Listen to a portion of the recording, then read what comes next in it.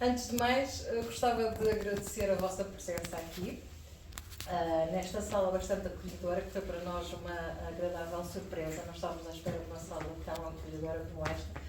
O objetivo era fazer este lançamento numa outra sala, mas viemos para aqui. E também dizer-vos que depois desta apresentação temos um pequeno apero que fazemos gosto em vos presentear pela vossa disponibilidade, o vosso apoio ao Carlos e a vossa presença, claro. Começava por falar um pouco desta aventura do Carlos numa versão mais intimista, digamos, porque eu só posso falar do Carlos desde que o conheço, embora a sua escrita começou já há bastante tempo, porque desde muito pequeno o Carlos escreve. É uma paixão que o acompanha desde que, penso, a Dona Odete, que foi a professora primária dele, o lançou nas letras, que ele tem o gosto pela escrita. Quando eu conheci o Carlos, eu não conheci o Carlos assim, tipo, a ser apresentado. Eu conhecia-o porque ele trabalhava numa área que eu também trabalhava. Eu fazia produção de espetáculos. O Carlos trabalhava numa empresa de logística, fazia montagem de palcos e de iluminações. E nós trocámos palavras, tipo, olha, eu preciso de um cabo para ligar uma iluminação ou coisa assim. Nada de amoroso ou nada de ligação. Entretanto, eu reencontro o Carlos no Facebook, numa página que ele tinha de autor, chamada Ferreira Carlos. Eu comecei a ler os textos e a primeira coisa que me surgiu foi este Carlos, deve ser maluco na cabeça, que escreve para aqui umas coisas, pois eram todas histórias muito eróticas, histórias muito com uma sensibilidade que não é muito comum num homem português. Nós, tirando, não quero ofender ninguém, mas é muito raro ver-se alguém escrever com tanta sensibilidade como eu lia. E, de certa forma, eu comecei a apaixonar-me pelo Carlos já quando comecei a ler. Entretanto, fui procurar a pessoa e quando eu conheci o Carlos, ele era casado, tinha esposa, não sei o quê, e eu assim, não, isso não interessa, não vou pedir amizade. Mas, curiosamente, um dia qualquer, e lembro-me que foi no dia 16 de agosto de 2013, eu fui procurar outra vez o Carlos e ele aparecia-me como divorciado. Eu falei, alto lá, é divorciado, vou-lhe pedir amizade. já tive o aval e pedi-lhe amizade. Pronto. Começamos a conversar, foi uma identificação muito rápida, porque nós tínhamos percursos de vida muito semelhantes. Começámos a conversar e de palavra por esta palavra, nós estávamos a conversar que as minhas filhas diziam: tu agora só falas com o Carlos. E o meu filho: e tu não fazes mais nada da vida a ser falar com o Carlos? É de noite, ficas aí, adormeces no telemóvel a falar com o Carlos. Era assim uma coisa, pronto. O Carlos continuou a escrever. E escreveu coisas maravilhosas no Facebook, que com certeza alguns de vocês devem ter lido. E eu sentia-me bastante incomodada porque eu não estava habituada a esta exposição de um homem me fazer uma declaração, um texto. Inclusive eu tive uma amiga minha que dizia: onde é que foste desencantar o homem que te escreve coisas assim? Sei lá, eu até fico intimidada com estas coisas, fico envergonhada, não é assim para fazer estas, mas ele fazia-me textos muito bonitos e tal. E continuou a escrever. A vida continuou, eu entornei-me mais com o Carlos, decidimos ter uma relação, fizemos um conhecimento. Eu vim cá à Suíça conhecer o ambiente do Carlos, viemos todos, os meus filhos e eu viemos conhecer a Suíça, viemos em fevereiro de 2015, viemos conhecer a Suíça. Entretanto, o meu filho, curiosamente foi o meu filho, que viu numa churrasqueira onde nós frequentávamos um anúncio a dizer que precisavam de uma pessoa para ajudar. E chegou a casa: mãe, eu sei ali uma coisa, precisava. Eu fui lá falar com a senhora disse: pode ser, e não sei o quê. E eu voltei para a minha cidade, para Guimarães, e disse: eu vou-me embora, eu quero ir para a Suíça. E decidi vir para a Suíça, nunca ao colégio nenhum. Vim para a Suíça com os meus 3 filhos, claro que entretanto o meu ex-marido, que está aqui presente, ficou com os meus filhos durante o período que eu vim para cá para me adaptar, conhecer o ambiente, arranjar trabalho e por aí fora. Vim para a Suíça e começou a minha relação com o Carlos aqui na Suíça e a relação também com o que o Carlos fazia a nível de escrita.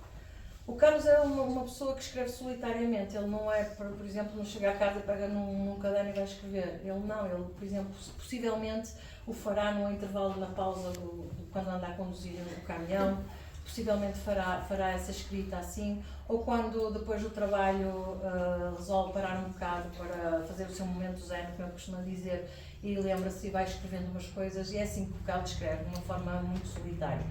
A escrita do Carlos, na minha maneira de ver, porque também gosto de ler, e especialmente a área que ele escreve, que é mais poesia, embora ele também escreva prosa, eu vejo o Carlos como uma pessoa extremamente sensível, que vê as coisas de uma forma mais profunda, que muitas vezes nós precisávamos também de ver para sentir as coisas de uma forma mais interna e também de uma forma depois a podermos expressá-la muito melhor. Porque uma das coisas que o Carlos me ajudou, por causa dessa veia mais poética dele, por causa dessa veia mais sensível, foi a expressar melhor os meus sentimentos. Eu era uma pessoa muito, embora fosse uma locutora de rádio e tivesse sempre um sorriso, os meus sentimentos eu não tinha muita à vontade para os expressar. E o Carlos acaba por também me ajudar bastante nesse sentido, de me expressar melhor sentimentalmente, daquilo que eu sinto, os meus sentimentos, tudo aquilo.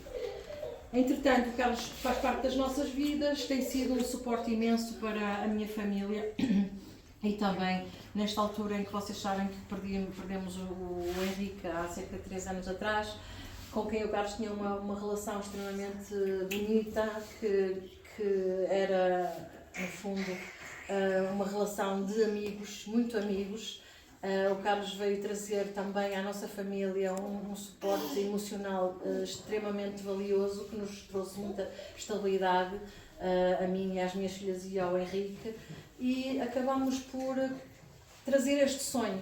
Este sonho era o que o Carlos queria, era pôr num livro aquilo que ele escreve, porque o livro do Carlos tem textos que vêm desde muito cedo, coisas que ele tinha antigas, e que foi fazendo uma coletânea, tipo uma biografia descrita do Carlos. Então, vem até o dia de hoje, e inclusive faz também homenagem ao Henrique, porque o Henrique também o influenciou e também o inspirou a fazer textos que possivelmente estarão ali, e acaba por ser, de certa forma, o Carlos escreveu, pelo menos da parte que viveu connosco, escreveu sentimentos que correram a Joana, a Catarina, o Henrique, a mim e toda a gente, porque ele escrevia isto, ele sentia isto dentro de nós. E o bonito da poesia, o bonito da escrita é isso, é deixar em palavras os sentimentos que nós muitas vezes não temos à vontade, nem coragem para poder expressar, e os poetas, os escritores, põem em palavras estas coisas bonitas, ou contando histórias, ou escrevendo poemas, ou fazendo prosas. É assim que a literatura é uma mais-valia para qualquer pessoa que queira pelo menos saber não só o que é a nossa língua, que é riquíssima e tem extremamente um valor imensurável, porque muitas pessoas não sabem, mas é uma das línguas mais faladas no mundo, e é um orgulho ser portuguesa e ter uma língua muito falada, e não só, porque também o escritor leva até nós muito de fantasia, de imaginação e de sentimentos que despertam coisas bonitas dentro de nós, e acho que é uma mais-valia termos sempre 2, 3 livros em casa para poder ler, para de vez em quando, num momento mau, pegar, por exemplo, no livro do Carlos, abrir o livro num poema e ler um poema que ele dedicou à mãe dele, ou que dedicou ao Henrique, ou que dedicou a mim, ou à Joana, ou a quem passou na rua estranho, porque ele também não faz distinção dessas coisas, e servir-se disso para uma inspiração para começar o dia. E é isto que eu tenho-vos a dizer, além de vos dizer mais uma vez muito obrigada por terem vindo. Fui tipo a primeira a lançar aqui esta apresentação, e também dizer-vos que vale a pena ficarem, temos ali uns petisquinhos muito bons e que fazemos todo o gosto em que se permaneçam e que nos acompanhem. Para depois, se quiserem ter uma palavrinha, e já agora, se quiserem, o livro custa 15 francos e ajudam também o autor a crescer, não só no seu percurso de escrita, mas também porque nós fizemos um investimento para que este livro fosse possível. Muito obrigada e boa tarde.